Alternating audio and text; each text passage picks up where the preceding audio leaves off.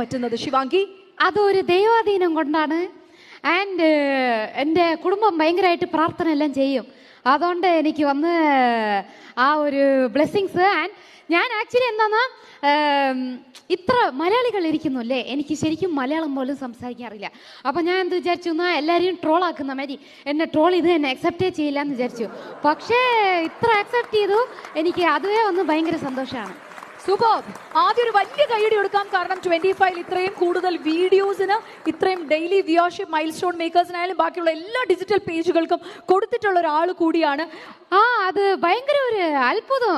എന്താന്ന് വെച്ചാൽ mile stone makers കെന്നായിരിക്കുന്നു അല്ലേ, എൻ്റെ വീട്ടിൽ താഴെ വന്ന് ഇന്റർവ്യൂവിന് ഇരിക്കുമ്പോൾ എനിക്ക് ഇന്റർവ്യൂ കൊടുക്കാൻ ഒരു മൂഡില്ലായിരുന്നു.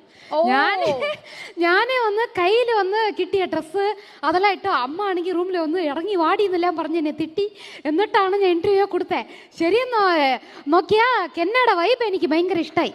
അങ്ങനെ ഞാൻ വന്ന് സംസാരിച്ച് ഒരു 3 മണിക്കൂർ ഇന്റർവ്യൂ പോയി. പക്ഷെ ആ ഇന്റർവ്യൂ കാരണമാണ് ഇന്ന് എനിക്ക് വന്ന് കേരളത്തിൽ കുറെ പേർക്ക് എന്നെ അറിയുന്നത്. എല്ലാ വീഡിയോസ് എങ്ങനെയാണ് ഇങ്ങനെ